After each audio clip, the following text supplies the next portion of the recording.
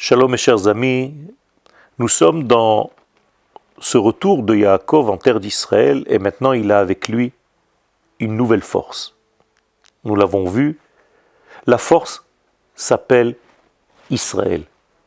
Yaakov a la capacité de s'installer en réalité sur sa terre et de donner le ton à la future nation qui est en train de sortir de lui. En effet, il ne faut jamais oublier que toute l'histoire de cet homme n'est pas une histoire individuelle. On peut parler, et j'entends des cours qui traitent de Yaakov comme s'il s'agissait d'un homme qui vivait dans le passé, qui a eu une histoire. N'oubliez jamais cette règle, Maase Avot Siman Labanim. Tout ce qui s'est passé chez nos maîtres, chez nos pères, c'est en réalité inscrit dans l'ADN du peuple d'Israël pour toutes les générations. Et donc la paracha de Vayeshev Yaakov Be'eretz Megure Aviv se traduit tout simplement et le peuple d'Israël s'installe dans le pays de ses pères. Je pense que le message est très clair. C'est ici que le peuple d'Israël doit s'installer. Car c'est ici la place du peuple d'Israël. Il faut savoir se sevrer de l'exil. L'exil n'était que momentané. D'ailleurs, la plus grande peur de Yaakov, c'est d'avoir tardé. Il le dit, va echar ad ata. Et là, ne croyez pas que les problèmes s'arrêtent. Bien au contraire. Les problèmes vont commencer à prendre une autre tournure. Mais,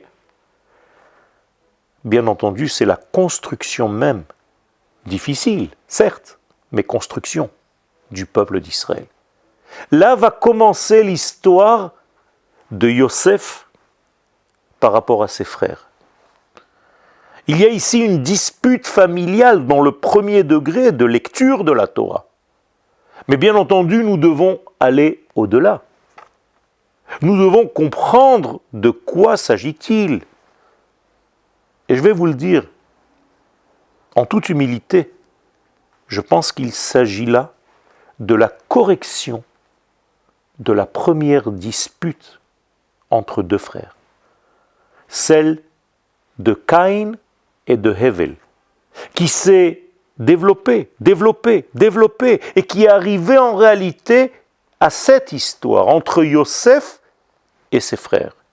Alors certes, au départ, la situation est très complexe, très ambiguë.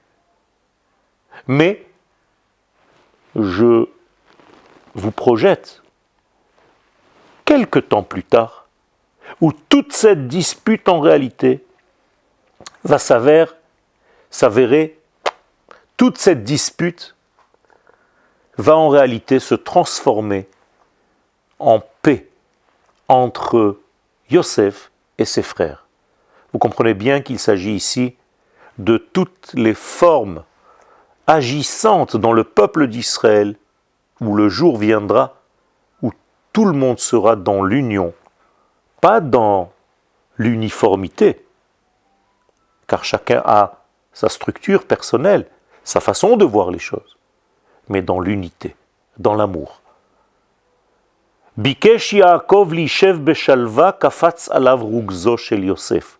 Alors lorsque vous arrivez en terre d'Israël, vous croyez que tout est simple, que tout est terminé, que ça y est, c'est fini. Pas du tout. Les sages viennent nous donner une clé. Kafatz alav rugzo shel Yosef, et je vais traduire cette clé à ma façon. On ne te laisse pas te reposer, on te dit Yosef, rajoute. Tu viens d'arriver, certes, et donc tu commences maintenant à grandir, rajoute. Tous les jours de ta vie, tu vas grandir un petit peu plus, exactement comme les lumières de Hanouka. Nous sommes dans cette fête extraordinaire, dont la clé ressemble étrangement à ce que nous disent nos sages, puisque dans les lumières de Hanouka, on nous dit Mosif veholech. Il rajoute. Vous entendez le mot Yosef. Eh bien, c'est la même chose. Il y a ici un mariage, une conjugaison entre l'esprit et la matière, entre la flamme et l'huile. Il y a ici en réalité une paix retrouvée entre les valeurs de l'esprit et le monde matériel dans lequel nous vivons. Be'ezrat Hashem, il faut utiliser les puissances de cette fête de Hanouka pour justement faire le lien entre les flammes qui représentent l'esprit, qui représentent le monde des idéaux, et les branches de la Hanoukia, ou bien l'huile avec les fioles, qui représentent la matière.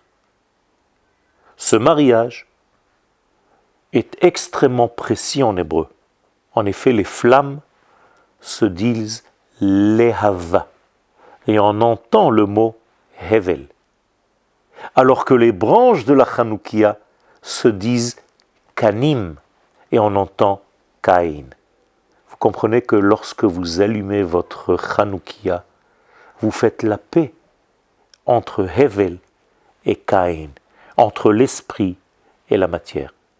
Je vous souhaite une belle lumière, une bonne chaleur familiale, avec un amour retrouvé.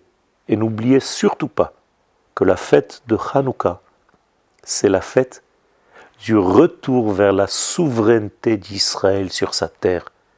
C'est pas seulement allumer des veilleuses et rester dans le noir de l'exil. Nous fêtons la victoire du retour de la royauté d'Israël sur sa terre. Je nous souhaite à tous de retrouver ces valeurs et Be'ezrat Hashem de vivre cette fête dans sa pleine lumière avec les ustensiles correspondants. Toda Rabba.